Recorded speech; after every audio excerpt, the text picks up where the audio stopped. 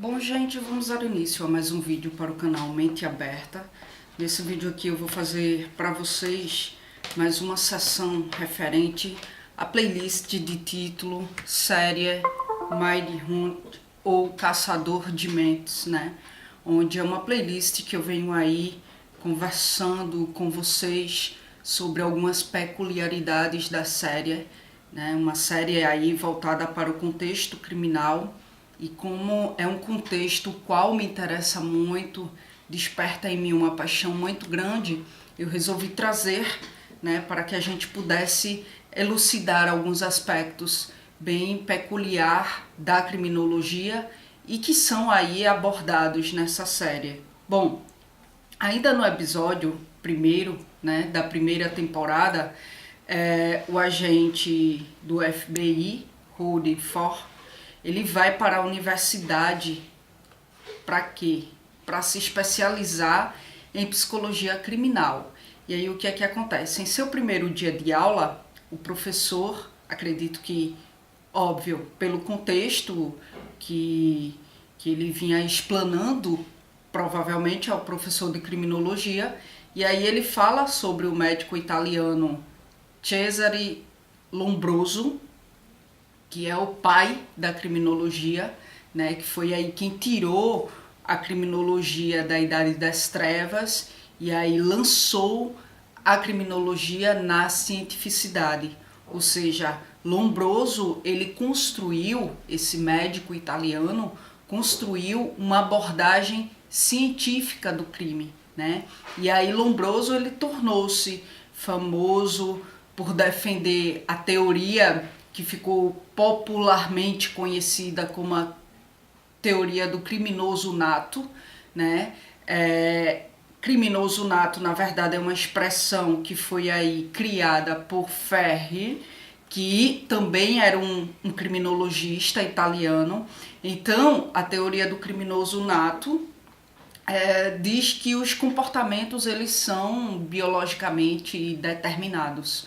E aí, com isso, Lombroso quis dizer que pode-se identificar um indivíduo hereditariamente destinado ao crime a partir dos seus sinais anatômicos. E aí, os sinais anatômicos, nesse caso em específico, diz aí de alterações no aspecto da pessoa que pode ser aí sinais indicadores de uma conduta criminal. Então o que é que acontece? Para Lombroso, a antropologia criminal era um grande empreendimento intelectual, sendo seus próprios trabalhos apenas o início da construção desse ambicioso edifício científico, né? E aí Lombroso ele utilizou-se de um método positivista, né, para explicar a criminalidade. Carla, do que se trata o método positivista? É um método que tem aí como principal idealizador Auguste Comte, que acredita que a única forma de conhecimento verdadeiro é o conhecimento científico.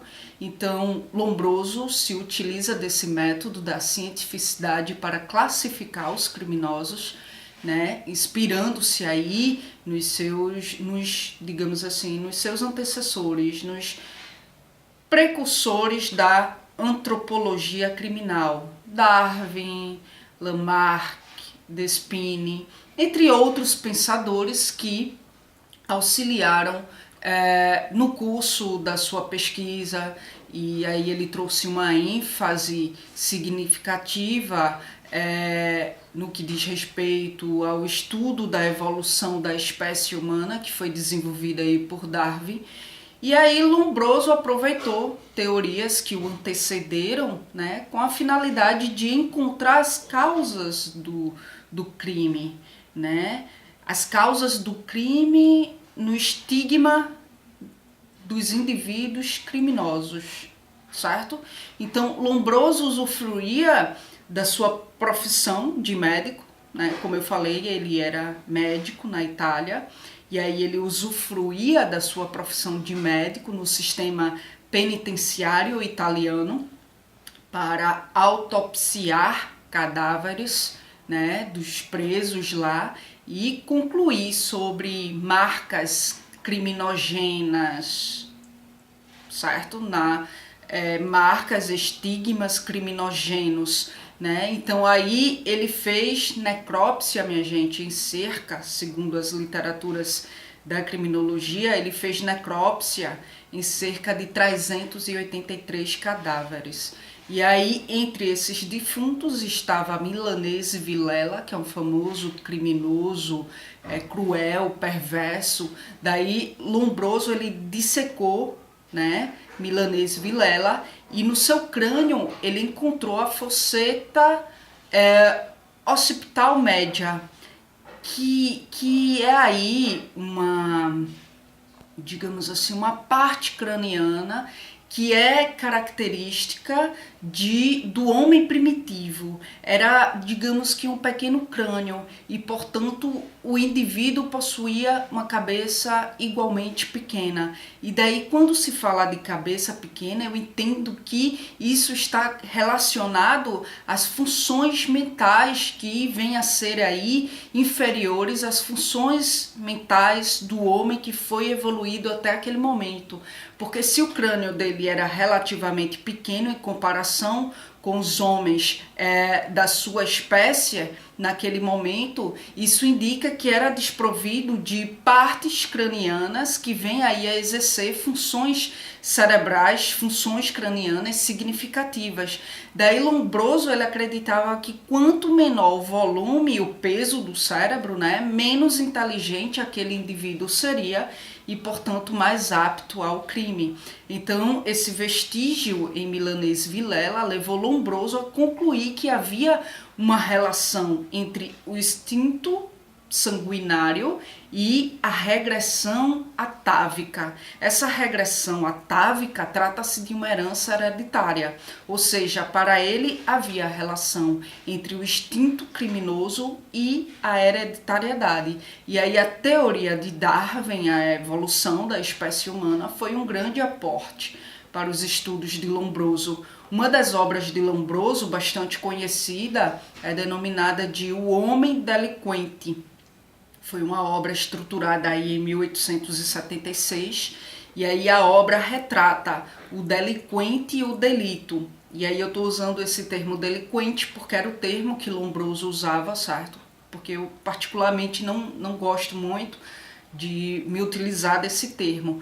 Mas aí, na terminologia de Lombroso, a obra retrata o delinquente e o delito, considerando-os aí advindos do atavismo, né? Ou seja, advindos aí de uma herança da idade selvagem, da idade animal, e o delito uma consequência da organização física, da organização moral do criminoso. E aí Lombroso visava o método orgânico, né, para estudar os criminosos, preocupava-se quase que exclusivamente com o contingente pessoal, ou seja, com os fatores endógenos, né? E aí ele deu um grande valor a essas formações cranianas. E aí, para Lombroso, a etiologia do crime, a origem do crime é eminentemente individual e deve ser buscada no estudo do delinquente. Mas é dentro da própria natureza humana que se pode descobrir a causa dos delitos, né? Bom, na série Mãe de Rum, quando o professor está dando aula, ele afirma que Lombroso diferencia cinco tipos de criminosos: criminoso nato, criminoso louco, criminoso por paixão, o criminoso habitual e o criminoso de ocasião, né? Bom, trazendo aí para a cientificidade esse dito na série, as literaturas criminológicas apontam que, do ponto de vista tipológico, né, na verdade Lombroso ele distinguia 6 tipos de criminosos: o nato, que é o atávico, né, aquele que endogicamente, ou seja, na sua estrutura orgânica, é munido de uma regressão atávica, ou seja, de uma estrutura, é munido de uma estrutura craniana primitiva que não foi evoluída e que por conta disso os faz ter uma característica animal, uma característica selvagem. Daí ele fala do louco moral, que é aquele que obtém a sua inteligência intacta, porém ele sofre de uma profunda falta de senso moral, e daí ele considera esse tipo de criminoso extremamente perigoso, porque ele é munido aí de um terrível egoísmo.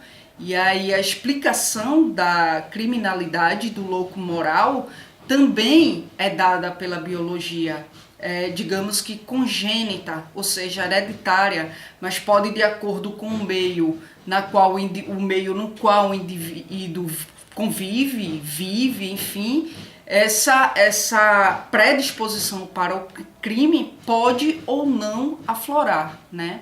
E aí, a respeito do criminoso epilético, Lombroso, ele explica uma epilepsia, né? Uma epilepsia que ataca os centros nervosos, e aí esses centros nervosos é a parte aí que se elabora os sentimentos, as emoções, e aí é uma epilepsia que mune o indivíduo de lesões cerebrais, porque a epilepsia de fato ela tem como característica as lesões cerebrais. E aí, dependendo do meio qual esse indivíduo está inserido, essa epilepsia ela pode levá-lo à criminalidade justamente por estar com as funções cerebrais, os sentimentos, as emoções sucateados, né? Daí, tratando-se do criminoso louco, propriamente dito, é aquele que é desprovido da sã consciência, do juízo perfeito, né? Aquele louco que outrora era mantido no hospício. E o criminoso ocasional é aquele que tem uma predisposição hereditariamente, como todos os outros, e aí são pseudocriminosos, né? Aquele velho ditado, a ocasião faz o ladrão, né? Assumem hábitos criminosos influenciados pela circunstância. Esse é o criminoso ocasional.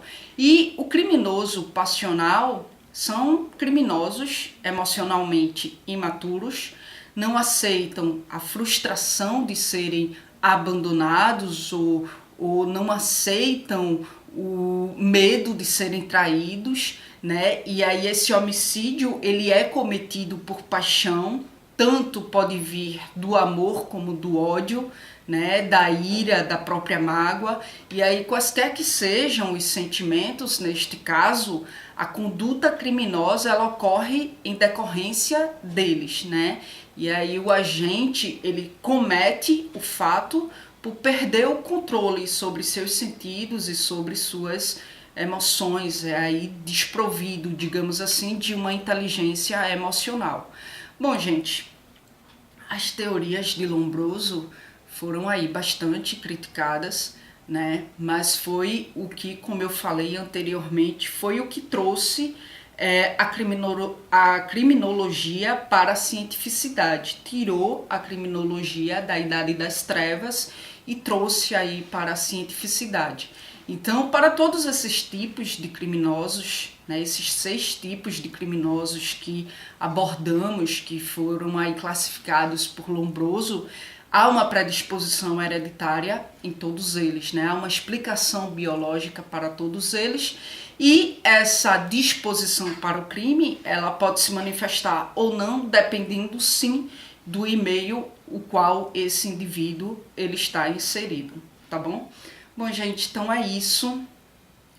Se ficou alguma dúvida, o meu e-mail vai estar na descrição do vídeo, você pode mandar a tua dúvida para o meu e-mail e aí eu trago para responder na playlist Carla Responde, certo? Peço a vocês paciência porque vai demorar, tá? Porque eu recebo vários e-mails e aí eu vou atendendo aos pouquinhos, por ordem de chegada. Não passo ninguém na frente de ninguém para não ser injusta, então eu realmente vou atendendo por ordem de chegada e isso demanda um certo tempo, tá bom?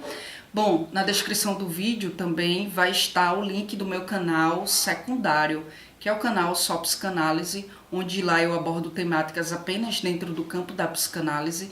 Quem tiver interesse pelo âmbito da psicanálise, conhece lá o canal, se inscreve lá e se inscrevam aqui também. Aqui eu abordo temáticas dentro de várias áreas, falo sobre os mais diversos âmbitos, dando uma ênfase na psicologia, que é a área a qual eu estou em formação, mas vez ou outra sempre trazendo outras temáticas também para além da psicologia, tá certo? Obrigada, gente, mais uma vez pela atenção de vocês e até a próxima gravação.